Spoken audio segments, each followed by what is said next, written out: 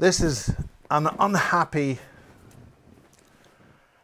this is a very unhappy time.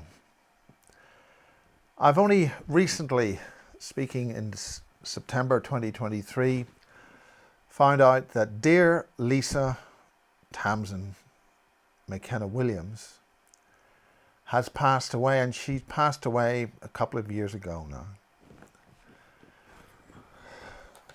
This is her book, and this is dear Lisa. Nisa, as N.L. Williams.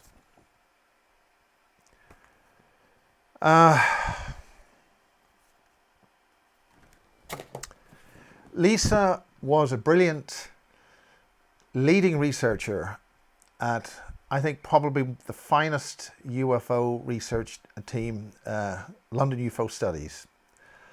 And Lisa came to me when I first came over from doing KISS FM and doing the Pirates in Ireland, and landed in West London to do Sky Television. And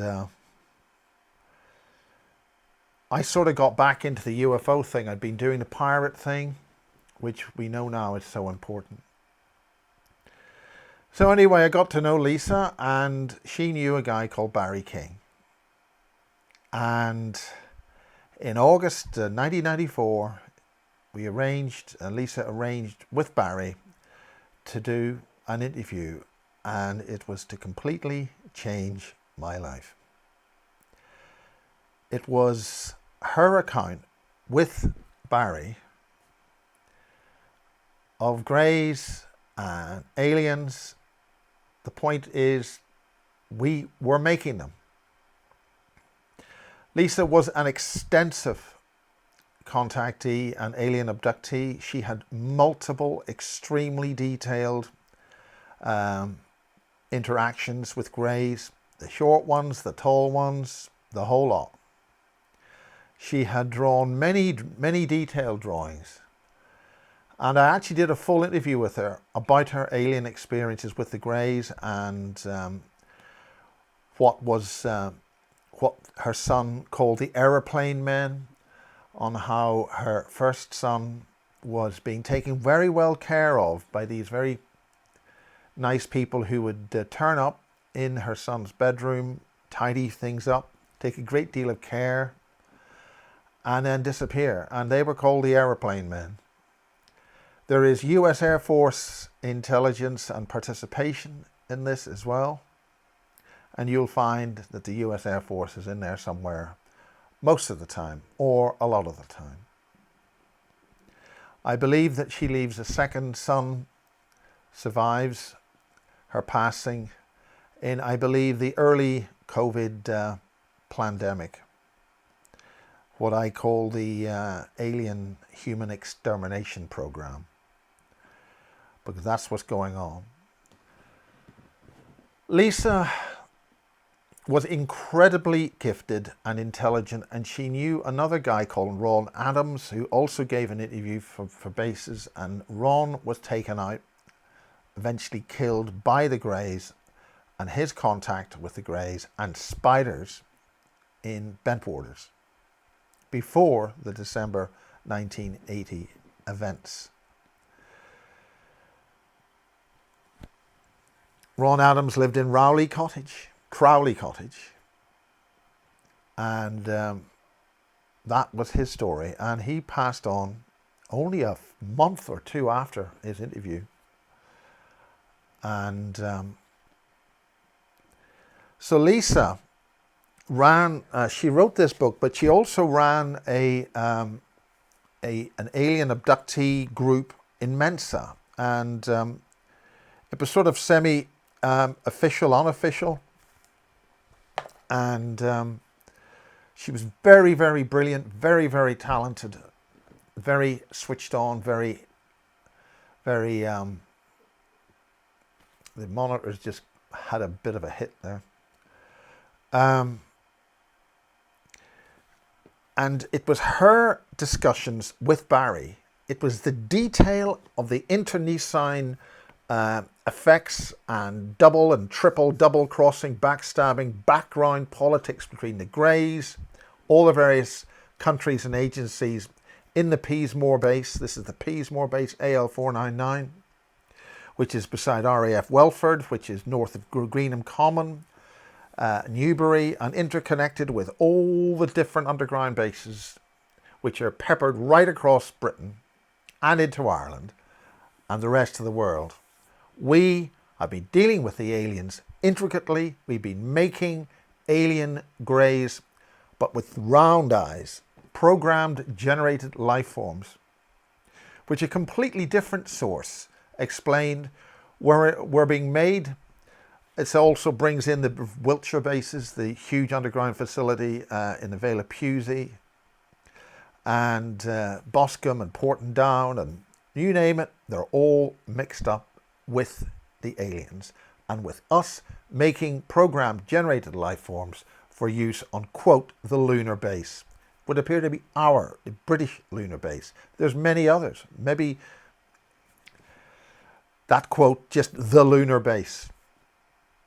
So we have been dealing with the Greys. We've been dealing with the whole range of aliens, intricately involved with our defence forces. And to many, that's not a big surprise. But to even more, it's completely ignored. Totally. It was the way that the aliens and the Greys and the Reptilians, who were working with the Nazis, the Russians, British, Americans, Australians, Canadians, in these underground bases here in England. It was the way that everybody was double-crossing each other and conniving, just like you do in the BBC and many other corporate bodies who are all backstabbing and undercutting everybody else and everybody else's department. And that is what made me stick by the Bases Project. Lisa didn't want her interview all of describing about her details with the Greys. She demanded it was erased, and like a fool, I actually erased it.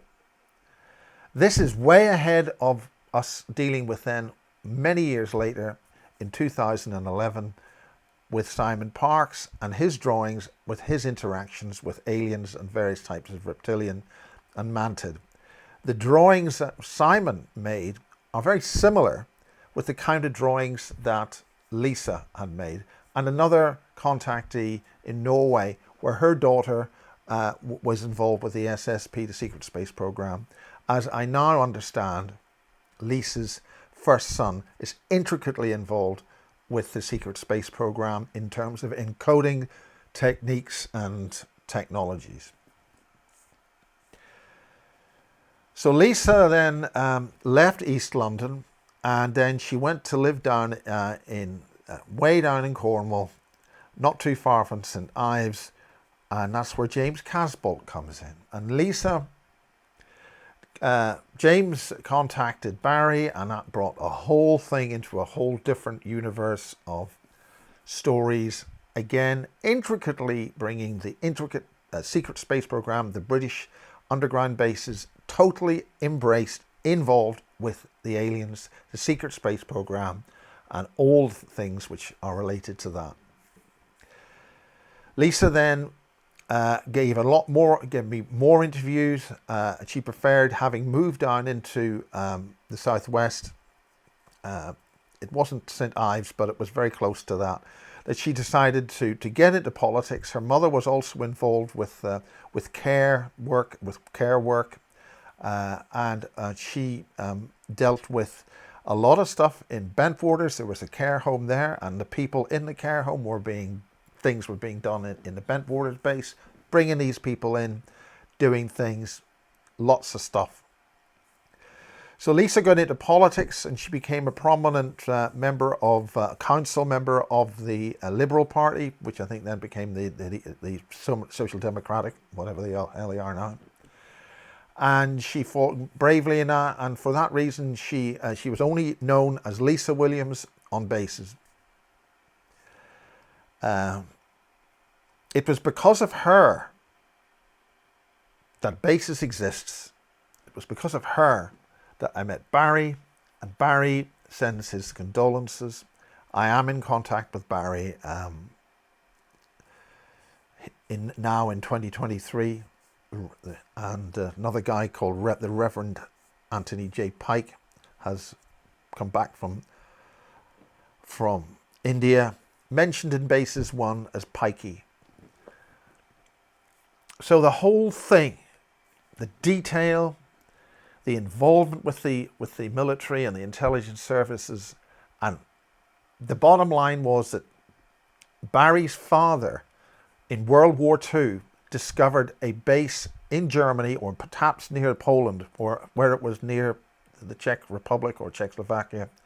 But Barry's father discovered that the Germans were involved with strange-looking humans. So right back when World War II, the Germans are dealing with some kind of extraterrestrials or extra-dimensionals, strange-looking humans, and a strange type of aircraft. So the Germans were dealing with this way back in the early 40s, if not a lot earlier. We know that there was involvement a lot earlier in the 1930s. And when you're dealing with that, you're then bringing in John Irwin, because his mother in 1939 left the family home up in Newcastle upon Tyne, and ended up coming back pregnant to give birth to John Irwin, who went into a Special Forces unit in 1957.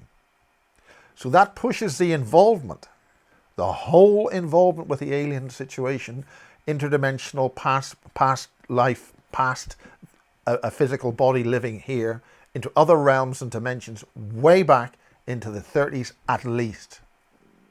And that's all because Lisa came to say hello with me, and I brought my Irish era camera to record bases, just bases, British bases, and I put that out on a VHS. So Lisa, wherever you are, you done good. This is her book, Occam's Razor. Very good title. It's about her experiences, and it's a great little book. Thank you, Lisa. Thank you, Barry.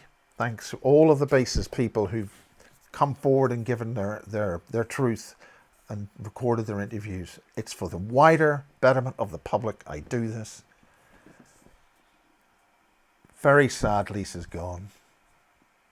Have a good journey, Lisa. No doubt you're well on your way now, wherever you are now.